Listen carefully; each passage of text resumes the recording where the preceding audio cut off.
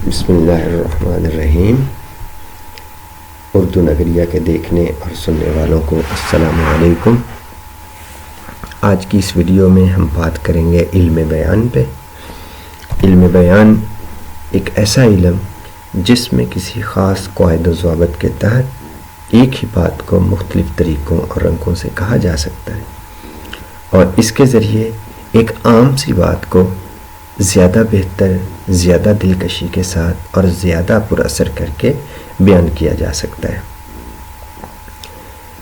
اور علم بیان میں 4 چیزیں شامل ہیں: تشبیہ، استعارہ، مجاز مرسل اور کنایہ۔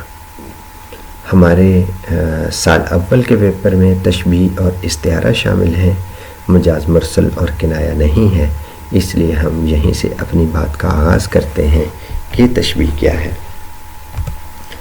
تشبیہ عربی زبان کا لفظ ہے جس کا مطلب ہے کسی مشترک صفت کی بنیاد پہ ایک چیز کو دوسری چیز جیسا کہنا، ایک چیز کو دوسری چیز کے مشابہ قرار دینا، ایک چیز کو دوسری چیز کے مثل کہنا، اس کو تشبیہ کہا جاتا ہے۔ مثالیں: دلہن چاند کی طرح ہے، اس میں دلہن کو چاند جیسا کہا گیا، حالانکہ جو اوپر آپ نے لکھا کہ علم بیان کا کیا مقصد اور اہمیت کیا ہے، تو دلہن خوبصورت ہے یہ بھی کہا جا سکتا ہے، لیکن اپنی اس بات کو خوبصورتی کے ساتھ زیادہ تفہیم کے ساتھ ہم جب کہنا چاہیں گے تو اس کو یہ بھی کہہ سکتے ہیں کہ دلہن چاند کی طرح خوبصورت ہے۔ تشبیہ کے استعمال سے ایک عام سی بات کو زیادہ دلکش بنا کے بیان کر دیا گیا۔ پانی برف کی طرح ٹھنڈا ہے، پانی ٹھنڈا ہے لیکن پانی برف کی طرح ٹھنڈا ہے تو پانی کی ٹھنڈک ذرا زیادہ واضح ہو جاتی ہے، اس لیے ہم نے تشبیہ کا استعمال کیا۔ علی شیر کی طرح بہادر ہے، علی بہت بہادر ہے، علی بہت بہادر ہے، لیکن اس کو اور زیادہ اچھے انداز سے جب ہم نے کہا علی شیر کی طرح بہادر ہے۔ اب آپ نے کہا کہ ایک چیز کو دوسری چیز جیسا کہنا تشبیہ ہے۔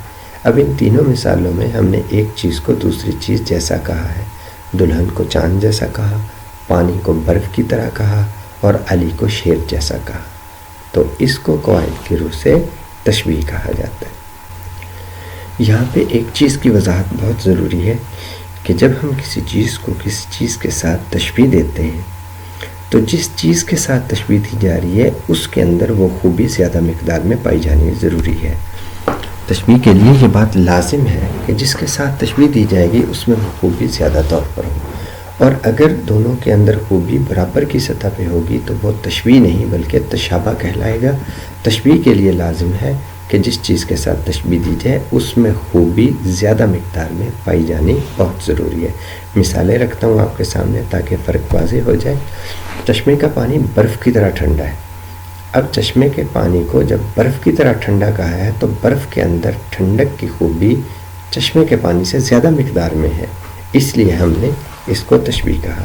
لیکن اس چشمے کا پانی اس چشمے کے پانی کی مانند ٹھنڈا ہے، تو اس چشمے کا پانی اور اس چشمے کا پانی یہ برابر کی سطح کے ٹھنڈے ہیں، اس لیے اس کے اندر تشبیہ نہیں ہے بلکہ تشابہ ہے۔ برابری، اگر خوبی میں برابری پائی جائے تو وہ تشابہ ہے، اور جس کے ساتھ تشبیہ دی جائے اس میں اگر خوبی زیادہ ہے تو وہ تشبیہ ہے، اور تشبیہ کے لیے یہ بات لازم ہے۔ ارکان تشبیہ۔ ارکان تشبیہ 5 ہیں۔ نمبر 1 مشبہ، نمبر 2 مشبہ بہ، یہ مشبہ بہ ہے، بعض اس کو مشبہ بہ پڑھتے ہیں جو کہ غلط ہے، یہ مشبہ بہ ہے، مشبہ اور مشبہ بہ۔ نمبر 3 حرف تشبیہ جن کو ادات تشبیہ بھی کہا جاتا ہے۔ نمبر 4 وجہ تشبیہ اور وجہ شبہ بھی کہا جاتا ہے۔ نمبر 5 غرض تشبیہ۔ یہ 5 ارکان ہیں: مشبہ، مشبہ بہ، حرف تشبیہ، وجہ تشبیہ اور غرض تشبیہ۔ مشبہ کیا ہے؟ جس کو تشبیہ دی جائے وہ مشبہ ہے، جس کو تشبیہ دی جائے وہ مشبہ ہے۔ اوپر مثالوں میں آپ دیکھیں گے دلہن چاند کی طرح ہے، تو دلہن کو تشبیہ دی گئی چاند کے ساتھ، لہٰذا اس جملے میں دلہن مشبہ ہے۔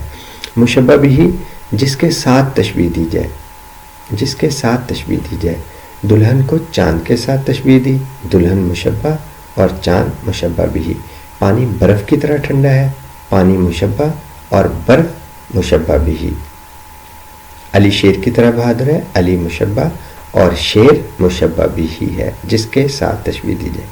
حرف تشبیہ وہ حروف جو تشبیہ کے لیے استعمال ہوتے ہوں۔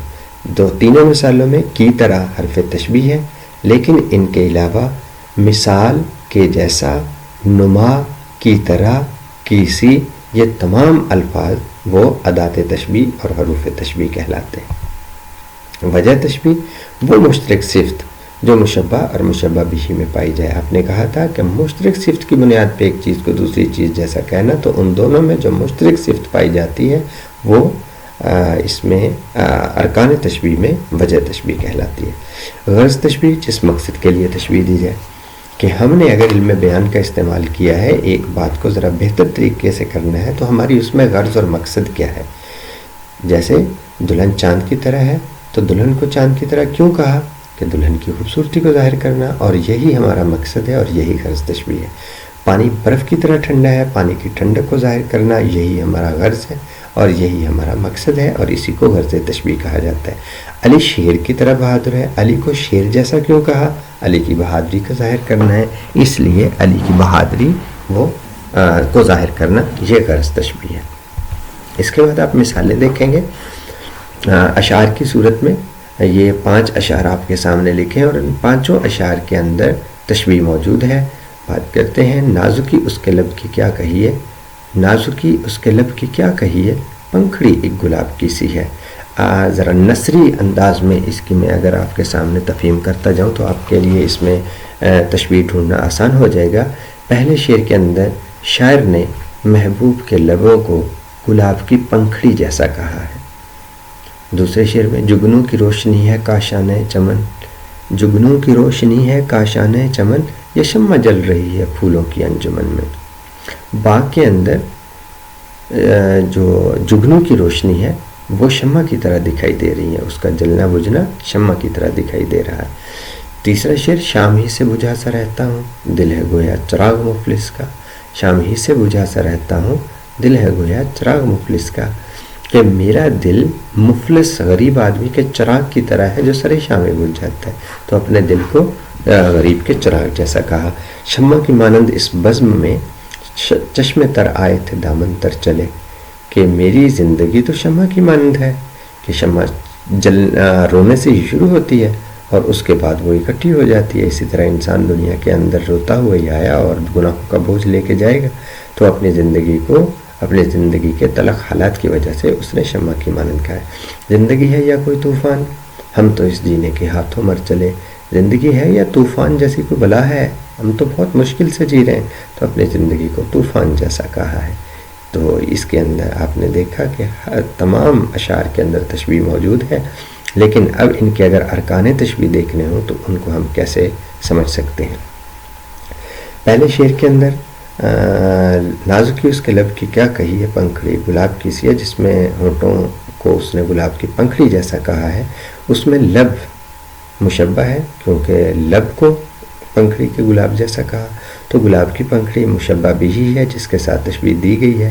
حرف تشبیہ اس شعر میں کی سی ہے، اور وجہ تشبیہ کیا ہے، جو لب اور گلاب کی پنکھڑی میں سے جو مشترک خوبی ہے وہ نزاکت ہے، ملائمت ہے، سرخی ہے۔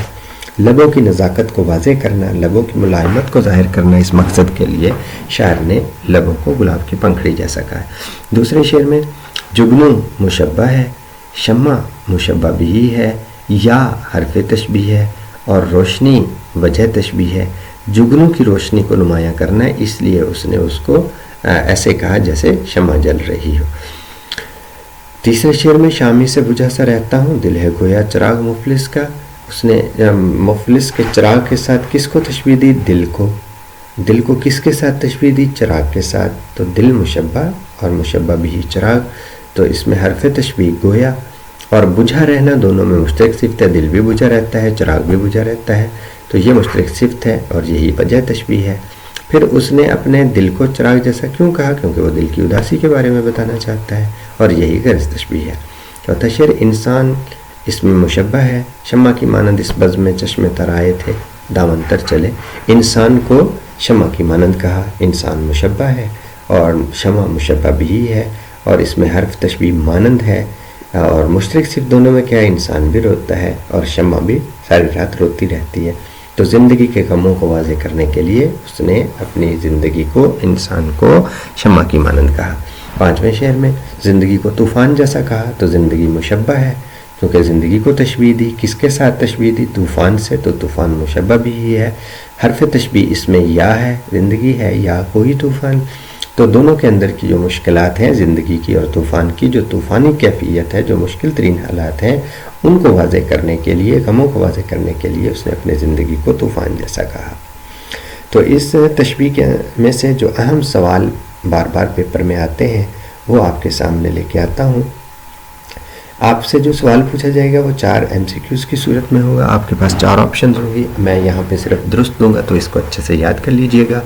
ایک چیز کو دوسری چیز جیسا کہنا کیا کہلاتا ہے؟ تشبیہ، استعارہ، تلمیح یا مجاز مرسل؟ تو ایک چیز کو دوسری چیز جیسا کہنا تشبیہ کہلاتا ہے۔ تشبیہ کس زبان کا لفظ ہے؟ عربی، فارسی، سنسکرت یا ہندی؟ تو تشبیہ عربی زبان کا لفظ ہے۔ تشبیہ کا معنی کیا ہے؟ مشابہ قرار دینا، طلوع ہونا، کاٹنا، مانند قرار دینا۔ تشبیہ کا معنی ہے مشابہ قرار دینا یا مانند قرار دینا۔ تشبیہ کا لفظ کس لفظ سے نکلا ہے؟ شبہ سے، شبیہ سے، شباہت سے یا مشابہت سے؟ تو تشبیہ کا لفظ شبہ سے نکلا ہے۔ تشبیہ کی بنیاد کس چیز پہ ہوتی ہے؟ حقیقت پر، مجاز پر، فرضی واقع پر یا حقیقی واقع پر؟ تو کسی چیز پر نہیں ہوتی، بلکہ تشبیہ کی بنیاد صرف حقیقت پر ہوتی ہے۔ تشبیہ کے ارکان کی تعداد کتنی ہے؟ 4، 5، 6، 7؟ تو درست جواب ہے تشبیہ کے ارکان کی تعداد 5 ہے۔ تشبیہ کی بنیادی شرط کیا ہے؟ مشترک خوبی، مخالف خوبی، متضاد خوبی یا کوئی بھی نہیں؟ تو تشبیہ کی بنیادی شرط مشترک خوبی ہوتی ہے، جس کے بغیر تشبیہ ادھوری ہوتی ہے۔ جس کو تشبیہ دی جائے اسے کیا کہا جاتا ہے؟ اسے مشبہ کہا جاتا ہے۔ جس کے ساتھ تشبیہ دی جائے اسے کیا کہا جاتا ہے؟ اسے مشبہ بھی کہا جاتا ہے۔ حرف تشبیہ کا دوسرا نام کیا ہے؟ حرف تشبیہ کا دوسرا نام ادات تشبیہ ہے۔ مشبہ اور مشبہ بھی کو کیا کہا جاتا ہے؟ طرفین تشبیہ کہا جاتا ہے۔ اس کو اس انداز سے بھی پوچھا جا سکتا ہے کہ طرفین تشبیہ کس کو کہا جاتا ہے؟ مشبہ اور مشبہ بھی کو۔ ادات تشبیہ کس کو کہا جاتا ہے؟ وجہ شبہ کو، مشبہ کو یا مشبہ بھی کو؟ نہیں، ادات تشبیہ حروف تشبیہ کو کہا جاتا ہے۔ جس مقصد کے لیے تشبیہ دی جائے اسے کیا کہا جاتا ہے؟ اسے غرض تشبیہ کہا جاتا ہے۔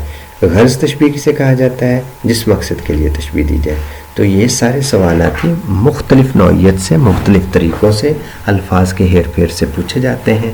ان کو درست طریقے سے یاد کرنا اور ان کو ذہن نشین کرنا یہ آپ کے لیے بہت ضروری ہے۔ اللہ آپ کا حامی و ناصر ہو۔